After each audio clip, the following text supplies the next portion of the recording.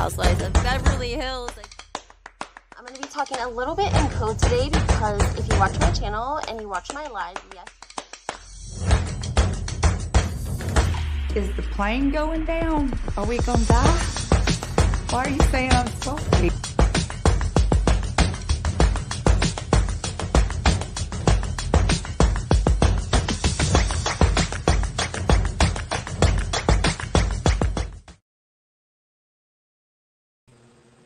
Hey guys, welcome back to my channel. Give me 2 seconds. I'm going to get my camera up. I just wanted to get my audio together. Yesterday I had an issue. I wanted to get that taken care of today, get my banner up, and just give me a second to get a chair. And we're going to get into Real Housewives. We have a lot to talk about today. Vanderpump Rules, Ariana. I want to talk a little bit about her response to why she is still residing what looks to be very comfortably with Tom Sandoval.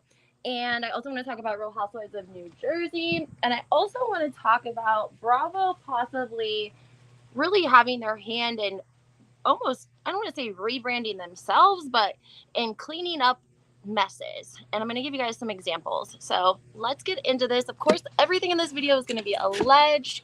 2 more seconds. Get my comments up. Everyone say hi in the comments. Let me know where you're watching from. I love to know where you guys are watching from. I hope the audio is good. If it's not, now's a great time to tell me. Now would be a great time. Okay. All right, guys, let's get into this today. We're going to be talking, like I said, Real Housewives of New Jersey.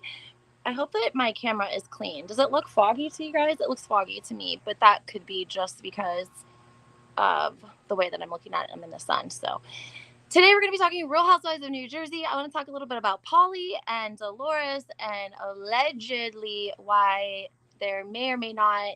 We heard that Paulie, there was not a scuffle, but a tiff, if you will. And I got some more info on that. So I want to talk about that. Also, if you'll notice, Paulie's also been hanging out with Louis. They're seeming to look like friends. So a little bit foggy. Okay, hold on. Let me change it. Give me 1 second. So I got some more information about that. So I'm excited to share that with you. And then again, I really want to get into why I think that Bravo possibly is rebranding themselves and doing a cleanup. Somebody let me know that there was a podcast, hopefully that's better for you guys. There was a podcast that Melissa did with one of the Shaws of Sunset, MJ, and she basically came out and said Bravo's plan was to do damage control as soon as the season wrapped filming. So that made me think a little bit, and I was thinking about Vanderpump Rules and how there's these people that we saw get canceled a couple of years ago, and we thought they were long gone, and now they're getting spinoffs, and it's just making me a little bit curious. So we're going to talk about that. And what? Oh, this is what I was saying. Remember I told you guys yesterday that there was a photo from Joe and Melissa's party from the Shore House. If you guys don't know, we recapped yesterday what we saw in bits and pieces from the ladies over the weekend and what we think was likely filmed by production, not necessarily what we're going to see, but what was filmed. And there was a comment that was like, it's bad when they're getting senior citizens drunk for entertainment. And I thought, stupid me, I thought they were talking about Donna Marco and Marge Sr. because they look to be drinking and have a good time and dancing and partying, right? No. That's not what they were talking about. No, they were talking about something that I can never unsee again. So if you've not seen this fair warning, it was at Melissa and Joe's Shore House. Allegedly, Margaret was drinking. I mean, this is I don't know if she was actually drinking, but she was doing the action of drinking, shots. And that says so much if that's the case, because it's first of all, we know Teresa and Louis weren't there, and neither were Jennifer and Bill. And who do we always see, having a good time, cutting it up at the shore, getting shit for it? Jennifer and Bill, always, every year. And I always say, I come to the defense right away and say, he's a doctor. that means he does not go out once a week, once every 2 weeks. Like, the man probably gets to cut loose like twice a year, if that. And if he chooses to do it at the Jersey Shore, then that's, his decision, but maybe not in front of Bravo cameras anymore. But whatever, to each their own. People are so judgy about it. And it's like, guys, look at how many times a week we see, the gorgas out to eat and drinking and having a good time and drinks and shots. Like, we don't really see Jen and Bill in that type of situation, really, unless if they are filming. So regardless, let me set the scene for you. First of all, we also have to touch base on Lexie. We've talked about her before, guys, okay? And I know that you guys have to know the rumors. I know you guys do. You're the ones, someone told me the rumors about Lexie and Joe B or whatever. Well, people, Angel Eyes, hey! They are college kids. I don't see Antonia and her friends having a lifestyle like this. Yeah, me either. But so it is Marge the Sarge and Lexie. Now, people have been commenting that they're starting to look alike.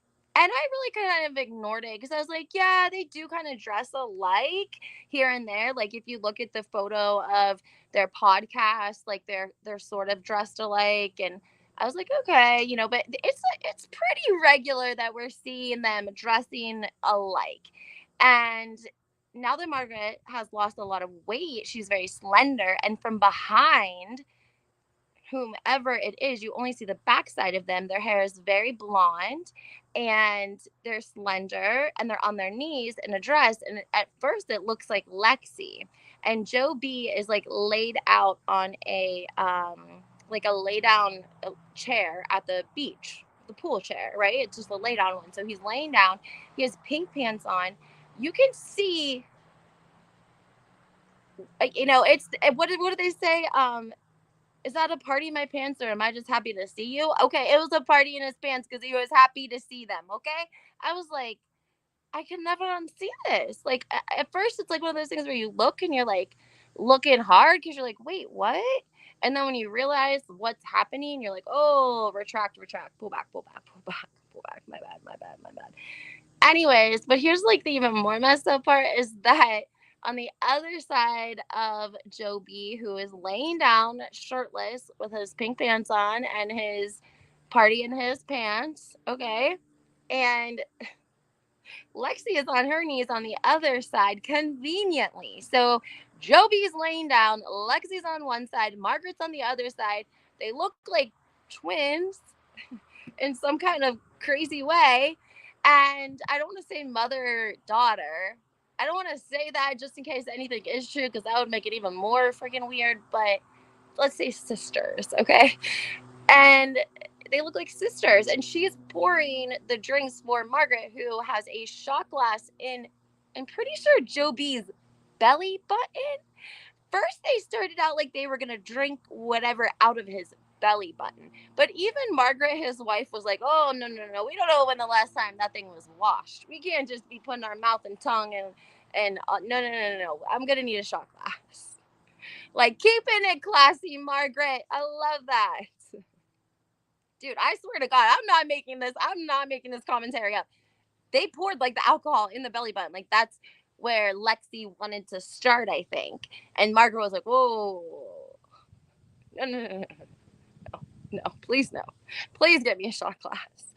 Yeah, I swear to God. And she did so she was like on her knees, of course, and like doing these shots. I don't know if she had her hands behind her back because I don't know if she did or not. I can't remember, but it was it was like whenever there's those cringe scenes, whenever like the couples take it like too far. For instance, Real Housewives of Salt Lake City, if you guys remember, Whitney Rose, her husband actually got fired for it. They did like a love bedroom scene where they set up it was some kind of like couples like paint each other's body, and they set it up in their bedroom and basically got down to their britches and got on all fours and started painting each other, and then they started slapping each other, and then they was rolling around a little bit, and people were just kind of watching, like, what the hell is going on? And he got fired for it. And if you guys remember, one of the famous ones is actually Tamra and Eddie and their bathtub love scene, if you guys remember. So this was a party sort of love scene, like body shots, but with Margaret and Joe B. Doesn't everyone want to see body shots of Margaret and Joe B? No, for real though. Like, I think that production, if Margaret really gave into drinking, then that tells me that production was like, oh, we don't got the Aydens here drinking. We don't got Teresa and Louie. We don't got Teresa fighting with Joe. Margaret, you're going to get drunk today. You're taking one for the team. Get on your knees. It's time to pay. Okay? You got to pretend like you like your husband a lot. Enough that you got to get on your knees and be close to him. Okay? Thank you. Make sure you smile while you do it, Margaret. I mean, that could be the only explanation for it. I cannot think. I mean, they did like 3 or 4 body shots. Like, I don't think that you would do that. I don't know. If it wasn't alcohol, like one after the other, I don't know. Maybe it was fake alcohol. Maybe it wasn't even real alcohol in the bottle. That's a possibility. And now she's going to pretend like she's drunk. Isn't that going to be the most ridiculous thing? If they put Margaret on there and they told her to drink and she fakes it, I'm going to be pissed. I'm just saying. Not that I encourage anyone to pressure anyone to drink or consume alcohol or recreational. But yeah, don't play me, Margaret. Don't even try to play me. I hope that you didn't take a couple THC gummies before you went into that party and you thought it would be okay to pretend like you was drinking when really you was smoking. The same thing that you accused Jennifer Ayden of doing and then called her a disheveled drug addict. So they probably wouldn't want us to know if they were like getting down with the gummies before they came to the Jersey Shore. So it would be perfect for her to pretend like she's loopy from alcohol and all of a sudden she's a social drinker or some shit. I can only imagine, guys.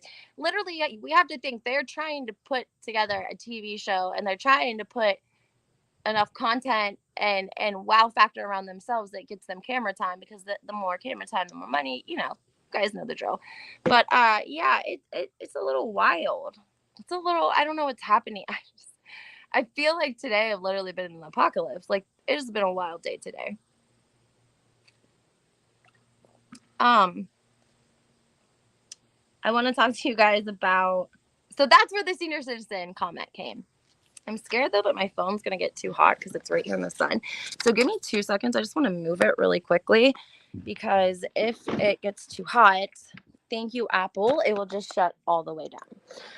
Yesterday, let's recap for anyone. If you guys did not watch my video, and you don't follow me on TikTok or Instagram, then you may not be aware that I did disclose some information about a certain RHONJ cast member who may or may not be lying about when he was born.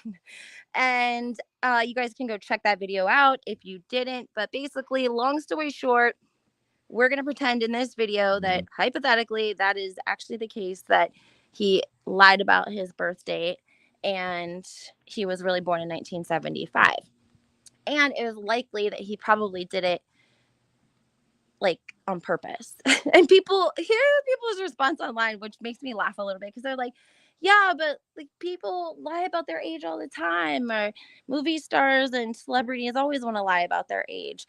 Like, yes, they do. I agree with that 100%, except for the fact that, like, hypothetically, he would have had to have set this into motion before, like, right when he was getting on the show, before he got on the show, whenever he had to send his info in, whatever the case may be, he had to get that info up.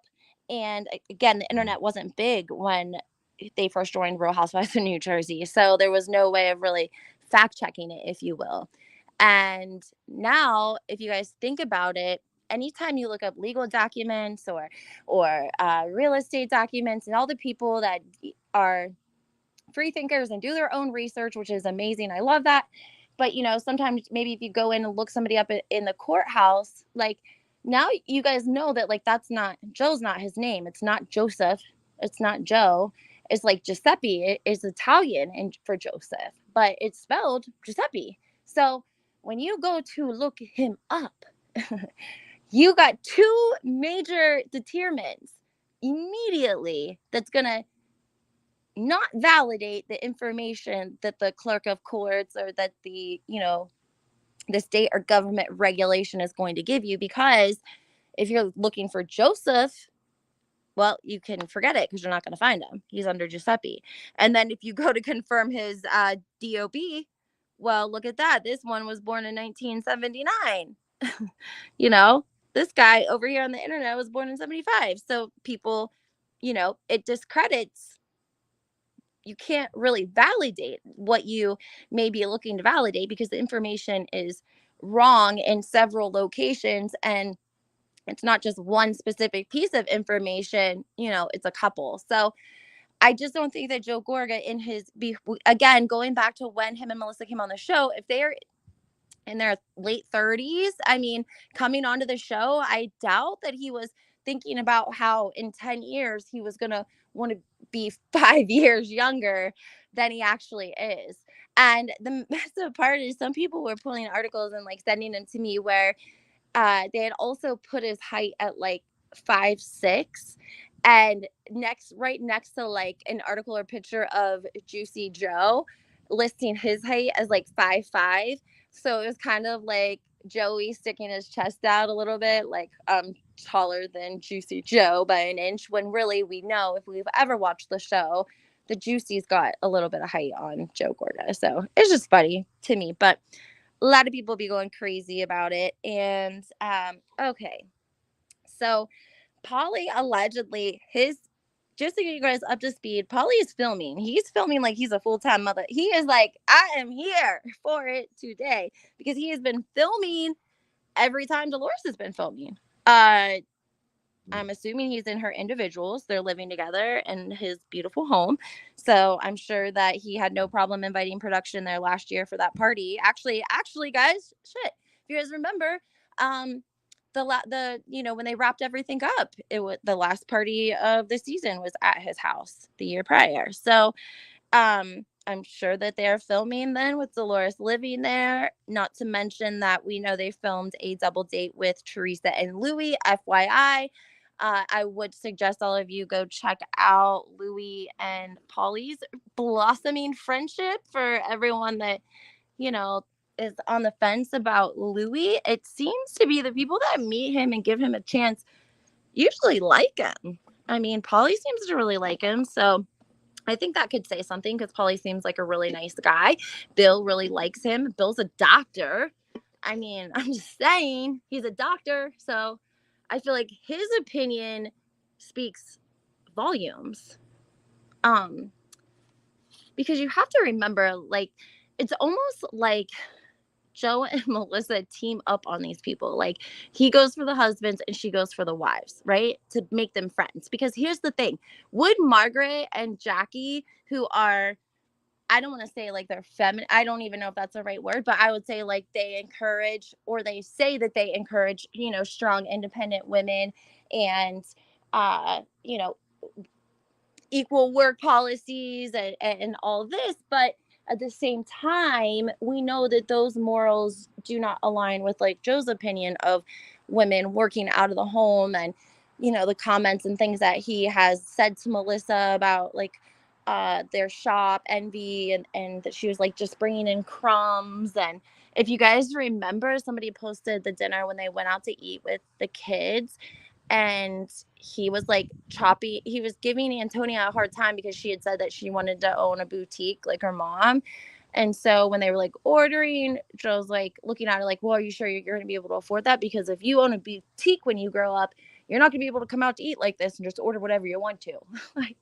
Craziness. So, and he's never really hidden his value system. He's explained it as old school Italian, but not really that he sees it as maybe biased sometimes. I think in that season, in the end of the season, I think he did a confessional where he apologized to her. But, we just kind of know what Joe is about. And Margaret and Jackie, who are allegedly, really about women and being in the workforce and even pay. And Joe's just not a representation of that. So if there was no Melissa in the picture to be a buffer, between the ladies and Joe, I don't think that we would see all of them so united, if you guys know what I'm saying.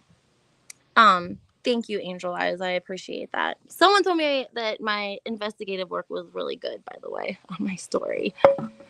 I've been covering New Jersey for a really long time. So, I mean, I feel like I like to observe people. I've always sort of been like that. People are creatures of habit. And I don't know.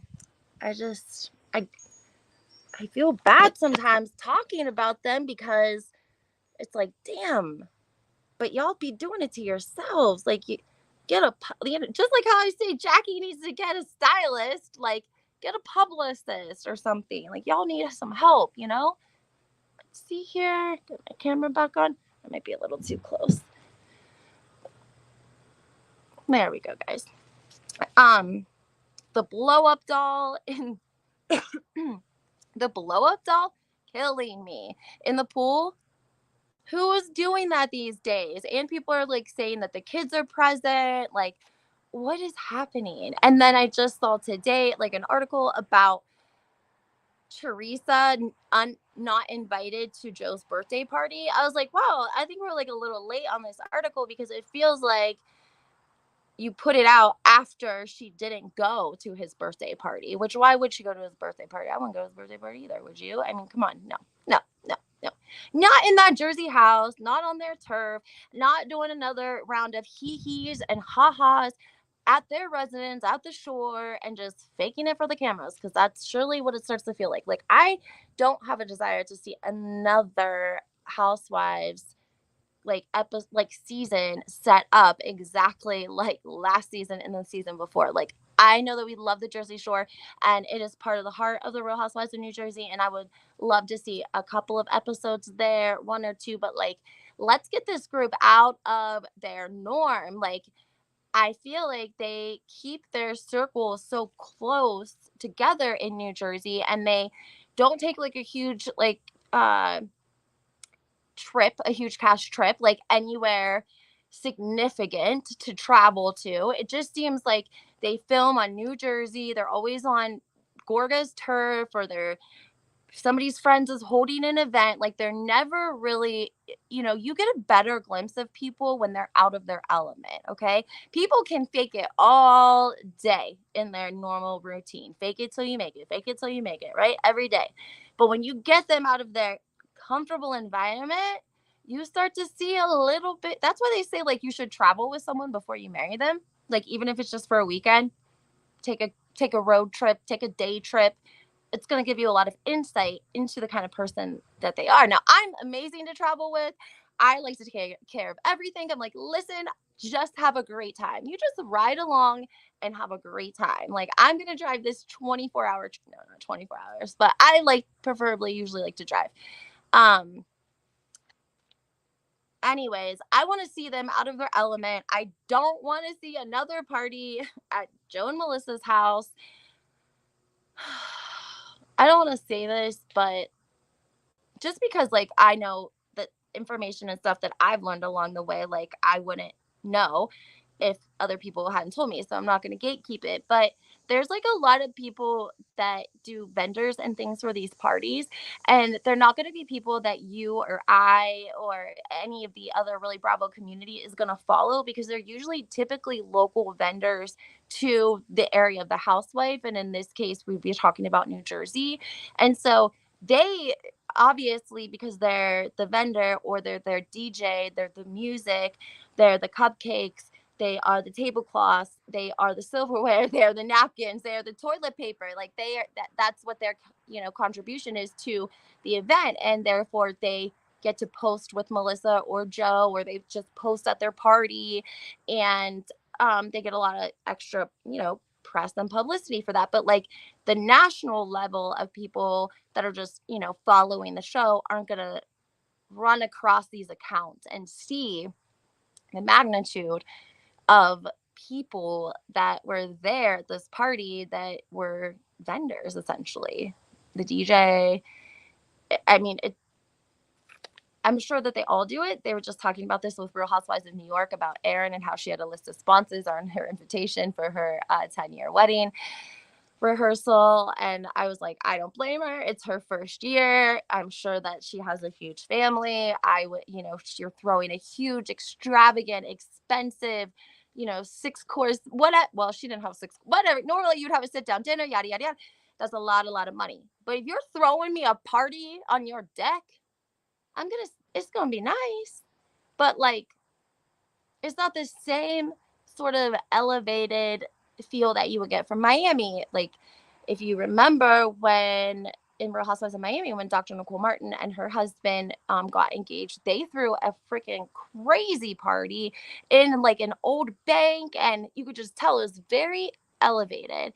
And I feel like in New Jersey, we're like just getting the same thing, and I don't want to see the Gorga's shore house anymore. I'm sorry. Like, it was nice the first year or 2 or 3 or 4 whatever, but it's like I don't know. I'm just not into you throwing up a cake table and putting some vendors and a space and it being like worthy for the Real Housewives of New Jersey franchise. Like, for a season where they're making enough money, the production should be giving the money to travel. They should be planning a cash trip. Like, I know they did go to Ireland last year, so I will give them that. And I think that it definitely paid off. If you guys remember, we saw a lot of episodes from Ireland. They got a lot of content from it. It was good content. It was the most authentic content that you probably saw the entire season. Truthfully. What else? Oh, Polly's tiff was allegedly with John Fuda. I don't know if that's true now. That's a dumpster gossip that we're hearing. Also, the bees at my house. Oh my God, I cannot take it. And a wasp. I only have a bee's nest, and I have a wasp's nest. And I have poison oak on my arm because I had to mow Sunday. I don't even know what day of the week it is. I don't know what they're fighting about, though. And I don't know if it's manufactured. We talked yesterday a little bit about Frank and how he was also at Joe Gorga's birthday party, which seemed a little bit suspicious because of the fact that we have seen him post with Bulldog for, I don't know, like a month. We've seen a couple of posts where they've been together and hanging out with Roger from Jersey Shore. And in my opinion, I just don't think that Joe Gorga would take to that kindly unless if maybe it's a part of a plan. I'm still on the fence about that, and I haven't figured it out yet, but that's an option as well. Let me know in the comments what you guys are thinking about New Jersey. We're hearing ridiculous rumors of somebody going down to a friend of, like a major one, either Melissa or Teresa. I think that I could see Melissa going down to a friend of. I think especially because of the fact that it wasn't only just Teresa and Louis that were not at the birthday party. It was also Jennifer and Bill. And I don't know. That's not usually the case. We don't usually see Teresa skip out on events. And if we do, production doesn't normally let 2 of them skip out on the event. You know what I'm saying? It just seems not correct to me, in my opinion. We did see Bill at the Jersey Shore, so we were glad to see that he made it down there to be with Jennifer. They can't show Melissa's interview tape because oh yeah, I love you, Deb. Thank you. This comment says, yeah, it was, and I watched Teresa's audition tape, and it all said she's so sweet. The Gorgas brought on evil energy. They make my stomach turn. So, I always thought that they really came on to like for a paycheck, but when I really dug into it and found read up on a lot of different things, I think that Bravo set out to find out what was going on with Teresa's finances. And the only reason that I say that is because I think everyone on the cast was like speculating amongst themselves when she used cash for that furniture or whatever, like how they were so wealthy. And whenever Danielle stopped, I think that she was reporting to production something about finances, whether it was, if you guys remember, every year we heard that they were going bankrupt on their home, but we never saw that. They actually kept their mansion all through both of each other going away. And I think that nobody knew their finances. And the closest people that they could get were Joe and Melissa and Kathy and Richie. How more perfect could that be? Because who's going to know your moves and your private business more than anyone else? It's going to be your family. And let us not forget that part of the reason I think Teresa has some resentments about how everything went down is because, and people forget this is very important, guys. There is an interview process, several interview processes. There is contract. It is a process to go from a non-existent regular Joe to being a full-time housewife on the Real Housewives of New Jersey. And what happened was Teresa was still confiding in Melissa. Oh, sorry, guys. It's my low battery. It always skips for a second. Teresa was confiding in her friends and her family, i.e., Kathy, Melissa, Joe, Richie, about what was transpiring on the show and about the people that she worked with on the show. And she was speaking to them as if they were never going to be on the cast. Like, what would it matter what she really told them? Because they're her family, right? Like, she can tell them whatever she wants. She can say whatever she wants about any of them. And she can spill her heart out about what's going on and who she thinks is doing what. So she's disclosing and venting and talking to her family about everything that's going on the Real Housewives of New Jersey, like show, production, the other women, yada, yada, yada. And Kathy and Melissa just soak it all in. And they never mention that there's this possibility that they're in the process of, or have interviewed, or was in negotiations, or took a phone call from the Real Housewives of New Jersey that they would ever potentially be next to her on a reunion and filming with the same people that she had spilled and disclosed a bunch of information about too. She says, I trusted Kathy. She was like a sister to me. I trusted Melissa. I talked to them the whole time I was filming. I talked to them about everything that was going on with the girls and everything. So that's why I think sometimes there's the animosity. It's not even so much that they came on the show without telling her. It's that the whole interview process, which could have been, we don't even know, could have been 6 months. I mean, think about from the time they just send in an audition tape, it was you had to think it out. You had to put an audition tape together. She got them these matching out. Like, it was a thought process. And meanwhile, they're strategically letting Teresa tell them everything that's going on. And it gave them a huge advantage. And it screwed her. Because not only did she feel betrayed by her family, she had to have felt betrayed by production and the network. Because essentially, they didn't. Well, they're the ones I think that told her in the end anyways, wasn't it? Wasn't it like a phone call from Andy or something? Kim D is actually the one I think that recalls all of that, because her and Teresa were tight then. I think she took a phone call from Teresa the night before the christening. And Jacqueline Laredo took a phone call with Teresa the night before the christening, because Teresa she didn't sign her contract till that night. Yeah. So people again reminiscing about the good old christening and how everything went down. But if you've watched it, what's your let's read this. West Coast. Oh, I love the West Coast. Who is thirsty bringing up Teresa. Lindsay, what's your opinion? Andy wants them too. I think so. I don't know what's going on with Andy and what his issue is. The only thing that I can really assess the situation is that we would see I don't want to say turn on Teresa, because I don't think if he's turned on her, he's a cold-hearted asshole, because they've been friends they've been through a lot together, right? They've known each other a really long time. So unless if Teresa literally did something to him for him to like turn on her all the way, that would be a really, really, I think, a bad move for Andy Cohen, and would be just bad all the way around. But I think that he starts to feel threatened when like you have a housewife that's super popular, that like is borderline maybe bigger than the franchise. And I'm going to give you guys a couple of examples. One, Nene Leakes. Okay. Two, Vicky Gunvalson. Now, by no means is Teresa on any, Vicky towards the end, we know how she got Hello. We remember that reunion where she was yelling and she was in that yellow suit. She was acting crazy. But I'm just saying that sometimes I think when Andy or producers or whomever start to feel like a housewife is doing so good, their name is really the face of the franchise.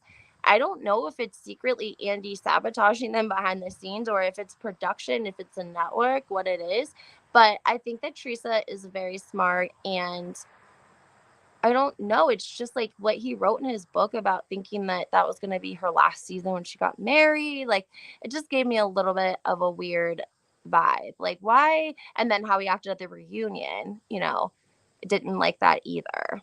And I just didn't like it. I just didn't. The christening was staged. Joe was up with his brother-in-law all night drinking and doing Coca-Cola and saying he was going to do something bigger than his sister's table flip. Yeah, I mean, that's pretty consistent with the things that I've heard. I heard that they were up celebrating the christening the night before and didn't get any sleep. Adam said Kim and Teresa are back following each other. Hi, Jamie. Yes, they are back following each other, and they actually, last I heard, they were corresponding. I don't know if I told you guys that yesterday. I thought I did. But they were corresponding through text messages. So, these bees, I swear. So I don't know. There could be a potential reconciliation there. And I'm here for that all day because of the fact that and I think I did say this, like Kim D, she's right when she says she rolls with the big dogs. Like, she doesn't really give any F's, and she could chew somebody up and spit them back out all day long, honey. And Teresa could just be like, and that's my friend. They've known each other for years and years and years. And if you remember, the reason why, according to Kim D, she wasn't asked back in the first place was because producers were mad that she had such a loyalty to Teresa, and they didn't like it. Because again, they had to run a narrative that Teresa was the bad guy. Meanwhile, Teresa's not even watching the show. I think it's because Andy knows he can't bend Louis and do anything for money because Louis has money that he needs. Very much so. I think that Louis could be the reason, not necessarily in a bad way, but it definitely could be part of the reason that there's some friction amongst them. And I would only say that because of the fact that the dynamic's going to change. When she's going from a single woman, she's probably taking every job, every endorsement. She's trying to get her restitution paid off. She's paying Giudice's restitution. She's making the house payment. She's taking care of the girl. She put an in-ground pool in. I think Gio took off to Rutgers College that year as well. She was doing everything that she could do, and she was booked and busy. And she probably wasn't saying no to anything because she was trying to make her money. No judgment. But Louis comes along. Louis has money, right? Again, great point, Jamie. She doesn't have to do endorsements all the time. She can pick and choose what she wants to endorse and what she doesn't, and what event she might want to attend and what event she might not attend. And she has someone she has to consider in the decision making. So instead of hearing, yeah, that sounds great, they're probably hearing, well, let me run it past Louis and see, how he thinks, and then we'll get James Leonard and let you know. Instead of, oh yeah, that should be great. It should be no problem. I'll have James get a hold of you. Like, she has to consult with him because it's only fair, obviously, about things, decisions, I'm sure, about her career and her pay and her storyline. And she's brought him in on her team. And I just don't think that they like that very much either. I don't know if it's made it worse or better. Is that a good thing for her? Maybe. Is it a bad thing? I don't know. I mean, I guess it would depend on if they were taking advantage of her or if they have been. And I really think it's more so that she just doesn't jump when they call anymore because she doesn't have to financially. And they love but they love a housewife that's struggling and ready to work and make money because they're making money off of all those endorsements as well. And so I think a lot of the reason too, why would you cut Teresa's time? She brings in a lot of money to Bravo through her endorsements. I mean, she was endorsed by the NFL. She did Dancing with the Stars. She's bringing in real money to Bravo, and they don't really have to do anything but sit back and collect it.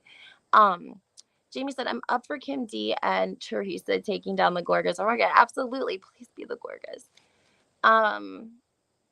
I think that she feels bad a little bit about Melissa for some reason. Like, Kim has, like, she may never say it, but I feel like there's like this a really small, really, really, really small part of her heart that's like soft for Melissa.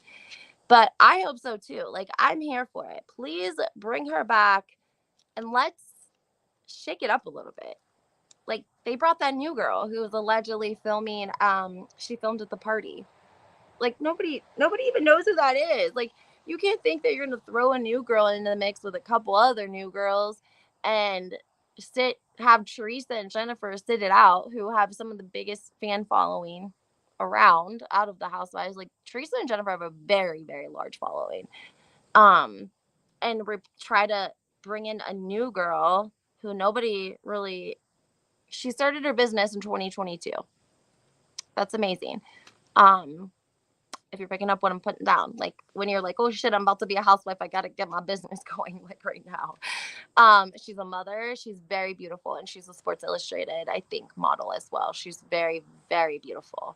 And it's nothing against her, of course, but it's just that you don't have a following. Like, you know, you may have the potential to be an amazing housewife. You may be, who knows what you have the potential to do. I'm not saying that. I'm just saying, for in the moment, oh girl don't got a following like that. Like, you can't bench Teresa and Jennifer and pull JV, okay? Pull the youngest, littlest kid on JV to put into the game and think something's gonna happen. It's not going to.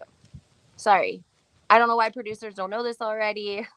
I'm like gonna write a book at this point for like new Housewives 101, i.e. Danielle Cabral, like seeing that she was like hating or liking hateful tweets about Jennifer and Teresa, and then went back and unliked them. Danielle, I'm gonna need you to get your life together. I think it was her birthday recently though, since we're on the subject of her, and she posted a cute little video with her and her kids and her husband, and she was talking about how she was so busy the day of her birthday. She was just so busy, and she wanted to enjoy her time with her kids and wants to enjoy life, but she's trying to get her living room together. It's under construction, and she was like, you know, I hope to be in like 10 years a multimillionaire, and then I can like sit back and relax and like look back on this. So her dreams and aspirations are obviously very big. I don't think we're going to see Danielle step down or step out anytime soon, unless if she doesn't play her cards, you know, right, would be my assumption. That would be the only way that she could really screw this up, because Nate seems like a really supportive husband, and he does seem like he really supports her in her adventures as well. Hopping over to Rachel, I don't know what we're going to see this year from her and John. I think that Rachel has a hard position because it's basically her and John as a package, if you will. And John already has an established relationship with Joe Gorga. So that means like anyone that doesn't like Joe isn't going to really love his friends, probably, because there's a reason why they're friends, guys. Just so you know, there's a reason why they're friends, right? Like, I think that Joe probably told John, yeah, change your last name, it'll be fine. I've been lying to them about my birthday, yo. I told them way back 12 years ago I was born in 1979, but really I was born in 75 and nobody notices. I can see it. I think Teresa positioning herself with her podcast and YouTube cooking channel. If she goes right now, I think Jersey is over. I agree with you. First of all, I feel like Louis is partly responsible for some of the moves that Teresa makes. Bravo gets mad about that. And I think that her YouTube channel is a great example of that. I appreciate you bringing that up. I want to let you guys know that it was actually Kelly and Rick Lethel. They were in, I want to say, St. Bart's at the same time as Louis and Teresa. And I think that Louis and Kelly Dodd's husband, Rick, got to chatting and they enjoyed each other's company. And I'm assuming that they spoke business, and they're making a good living off of their YouTube channel. So if you notice, when they got back, Louis got Teresa, got her started on her cooking channel on the YouTube. And here's one thing that I love about it. She puts the money in to make it professional.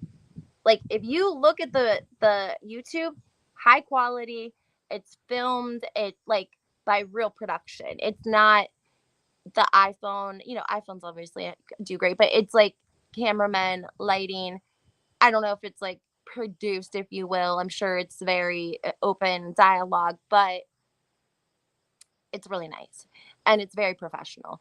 And if you can take note, you know who else is on YouTube making a killing right now? Bethany. So I think that a lot of times they like felt too good to be like on YouTube or too good to be on a podcast because they're a housewife. And it's like, you should have got your foot in the door, because YouTube can be very lucrative and it's a great way to show production or other people that you may or may not be pitching yourself to what an authentic following that you have, because you can't create views on YouTube videos. Like, you can't create that. You can't fake it. You can buy followers. You can do it on Instagram. You can buy, correspondence, likes, whatever, boost your post. You guys see this stuff. But when you have people that like authentically watch it, like, you can't fake those numbers. So I think it's a great way to get established, make a side revenue, have a way to, it's genius. She brings the girls on. People love to see her daughters. They love to see her cooking. Teresa is very happy when she's cooking and she's talking about her mother and her cookbooks. And it's a nice side of her. It's like refreshing because it's just her, the kitchen. She doesn't have to be nothing. She can just be herself, guard down, comfortable in her home. She had Gabriella, I think, cooking with her last week. It was amazing. Then she's got her podcast with Melissa Feaster, killing it. Melissa Feaster is a force to be reckoned with, in my opinion. Like, Teresa did a good job aligning herself. She's aligning herself with the right people, because Melissa Feaster is, she had her Side Piece podcast. And for me not have ever knowing anything about her, like, I knew about the Side Piece podcast. I started listening to it because she had great guests, right? And her husband is like, he's an agent. He was Kobe Bryant's agent. Yes, I said it. Melissa Feaster's husband was Kobe Bryant's agent. I'm name dropping. Go ahead, call me out. Put it in the comments. I don't care. No, I don't care. Long hair, don't care. Yeah. So imagine the connections he has. Come on now. An agent to Kobe Bryant, endless connection, endless Bravo connections for his wife, right? And so, she gets with Melissa and they get a friendship. They start doing their podcast. Like, they've had really great numbers. People want to talk poorly about their podcast, but you have to be realistic that every single week you're not going to come in with slamming numbers. It's impossible. When the show's airing, when there's drama on the show, it obviously rolls over to things like podcasts, and people want to hear more. They want to hear, break the fourth wall, if you will, whatever. So she's got her podcast and she has her cooking channel. I think she's good. And I think that's another reason that Bravo is mad, because they have been used to dealing with a Teresa that has sort of been, I don't want to say dependent on them, but in a way, like, she wasn't in a position where she could take it or leave it. And they knew that. So, like, how much did they take advantage of that? That now that she's not in a position where she has to take it, she can leave it. They're mad. They don't like her anymore. Well, that seems a little messed up, doesn't it? I think Giudice used to give them shit. For sure he gave them shit. Go back and watch the interview on Watch What Happens Live of Juicy Joe and Teresa when he first comes home from prison. He's deported to Italy. He tells Andy Cohen, like, basically, you should be thanking us because Teresa put New Jersey on the map when she flipped that table. Like, he's like, I don't even think anyone knew about the other franchise. There were other franchises, like dogs them. And so I think that maybe in the beginning, like towards the end, Giudice was a thorn in their side, but he was such great TV, and like, they were fine to have it. Because if you guys remember when they got indicted, like, you guys know Juicy's personality. Like, just imagine when they went to the courthouse and the paparazzi were following them home, his dad mooned them from the backseat of their car. Like, craziness. But yeah, so she's killing it. She doesn't need Bravo. in addition to the YouTube channel, in addition to the successful podcast, in addition to Louis, who we have had lots of people validate his finances, that they don't have an exact number, but they know that he's very well off. So we know that financial strain is probably not something that Teresa has to deal with anymore. And production probably doesn't like that. And maybe that's why we've really seen them turn on her. And it doesn't have anything to do with Louis, as in the way that like he's causing tension between, none of that. I think it's literally Louis is a safety net for Teresa, right? Like if she falls, he has the money. It's not like before where she was by herself with the girls, or she was by herself because Joe was, in prison or being deported or in ICE. Like she couldn't be picky. She had to go with the flow. She had to fake it to make it, because sometimes that's what we do as people. If you're determined, if you're a mother, whatever the case may be, in hard times, however you want to say it. So I think she's going to be fine as well. But I don't think to say that I don't think New Jersey would be successful without her. I'm going to agree with you, because you're basically going to have everyone that was Team Teresa boycotting Universal. And even though it number wise, it may appear that Melissa may have some more followers, but in some situations, but I don't think that's really the case. Like I don't see a lot of, super Melissa like fans that, there's been so much that's come out. It's really, I feel sort of bad, because they don't really have a leg to stand on anymore. Like there's been so much that's come out about, if you remember, they used to, oh, Teresa, we pay a nanny, we pay our bills, we this, we that. No, you don't. No, you don't. No, you don't. Just saying. No, you don't. It's like everything that they say is like, that's actually not sort of true. Down to their birth date. So it's got to be hard to defend that to, somewhat of a point. And I noticed, I'm going to tell you guys about that later. Remind me, though, that I have something to tell you guys. I have to remember how I'm going to remember it. I don't want to tell it to you yet. I want to wait and see what happens. But I am working on something for you guys. So, all right. Well, I just want to hop on and come live, chat with y'all. Make sure that you guys hit that like button, subscribe to my channel, turn your notifications on. The reason why it's important to subscribe to my channel and turn your notifications on is because when I am working on stuff and I get confirmation, like I will just set up a live with like a half an hour notice and come live, because it's kind of like the perk or the advantage of being a subscriber to my YouTube channel, because then, it's not clickbait. It's not like, I don't do that stuff. I just come right on it and bring it out to you guys. So, and it can be very random. It's a great reason to put your notifications on. And then also, guys, don't forget that I do have a new blog out, and you can find it on my website, www.lenzi.co.com.